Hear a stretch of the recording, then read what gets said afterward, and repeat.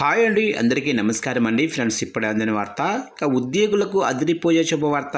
ఇక కొత్త income tax చట్టం వచ్చేసింది అంటూ అప్డేట్ అయితే రావడం జరిగిందండి.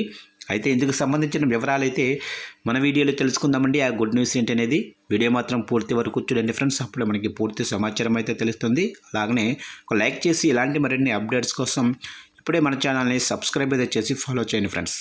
లేట్ చేయకుండా టాపిక్లోకి వెళ్ళిపోదాము. ఇక కొత్త ఇన్కమ్ ట్యాక్స్ చట్టం వచ్చేసింది. ముసాయిదా నిబంధనలు 2026 విడుదలయ్యాయి. ఈ ఫిబ్రవరి 22వ తేదీ వరకు సలహాలు స్వీకరిస్తారు. ఆ తర్వాత వాటిని అమల్లోకి తెస్తారు. ఈ ముసాయిదా ప్రతిపాదనలు చిన్న చిన్న ఎస్ఎస్సీలకు, ఉద్యోగులకు ఎంతో ఊరట, ఉపశమనం కల్పిస్తాయి అనడంలో సందేహం లేదు. ముసాయిదాలోనే ప్రతిపాదనలు ఆమోదాన్ని తెస్తున్నాయి. ఇక ఉద్యోగులకు ఉపశమనం. ఇక ఉద్యోగికి జీతంతో పాటు అదనంగా లభించే వేతనేతర ప్రయోజనాలు, సౌకర్యాల పరిమితిని పెంచారు. కొత్తగా వచ్చే ఈ అదనపు ప్రయోజనాలతో లబ్ధి పొందేది అంతిమంగా ఉద్యోగస్తుడు. 2-3 దశాబ్దాలుగా వీటి జోలికెళ్లని డిపార్ట్మెంటు ఇప్పుడు ఆచరణాత్మకంగా అడుగులేస్తుంది. ఇక యజమాని సమకూర్చే వాహనాల సామర్థ్యం ఆధారంగా మినహాయింపు ఇస్తారు. ఈ సదుపాయంతో డ్రైవర్ ఇవ్వటం లేదా ఇవ్వకపోవటం జరగవచ్చు. ఇంజను సామర్థ్యం 1.6 లీటరు దాటని సామర్థ్యంలో ఇచ్చే మినహాయింపుని 2700 నుంచి 8000కు పెంచారు. ఇక కెపాసిటీ 1.6 లీటరు దాటితే 3200 నుంచి 10,000కు పెంచారు. ఇక యజమాని ఇచ్చే భోజనం విలువ పరిమితిని ఒక్కొక్క భోజనానికి 50 నుంచి 200కు పెంచారు. దాని విలువ ఏడాదికి లెక్కేస్తే మినహాయింపు విలువ 1,05,000 దాకా వస్తుందని అంచనా. ఇక గిఫ్ట్ వాచర్ల విలువని 15,000కు పెంచారు. ప్రస్తుతం వాటి విలువ 5,000గా ఉంది. ఇక వడ్డీ లేని రుణాలు. ఇక వడ్డీ విలువ 20,000 దాకా ఉంది. దాని 10 అంటే 2 లక్షలకు పెంచారు. ఇక ఎడ్యుకేషన్ అలవెన్స్. ఒక సంతానానికి నెలకు 100 ఉంది. దానిని 3,000కు పెంచారు. ఇక విద్యార్థులకు హాస్టల్ అలవెన్స్ పరిమితిని 300 నుంచి 3,000కు పెంచారు. ఇక ప్రస్తుతం అమల్లో ఉన్న పరిమితులు దశాబ్దాల చరిత్ర కలిగినవి. కొంతమంది మర్చిపోయారు, కొంతమంది క్లెయిమ్ చేయటం మానేశారు. డిపార్ట్మెంటు వారి ఆలోచన విధానం సమకాలీన పరిస్థితులకు అర్థం పడుతుంది. ఇక ఈ పెంపుదల గణనీయం. ఈ మేరకు ఉద్యోగస్తులకు ఎంతో పన్ను ఊరట కలగనుంది.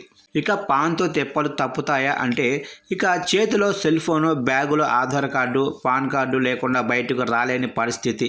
కొంతమంది జెరాక్సులు చేయించి సిద్ధంగా ఉంటారు. ప్రస్తుతం బ్యాంకుల్లో నగదు డ్రా చేయాలంటే ఒక్క రోజులో 50,000 దాటితే పాన్ తెలియచేయాలి. ఇక నుంచి డైలీ లిమిట్స్ ఉండవు.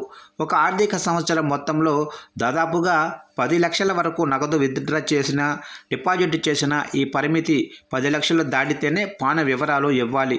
దీనివలన ఇల్లు కట్టిస్తున్నప్పుడు, ఏవైనా పెళ్లిళ్ళు, కార్యాలయాలు ఉన్నప్పుడు, వ్యాపారంలో కొనుగోళ్లు, మెడికల్ ఎమర్జెన్సీ సందర్భాల్లో ఎంతో వెసులుబాటు ఉంటుంది.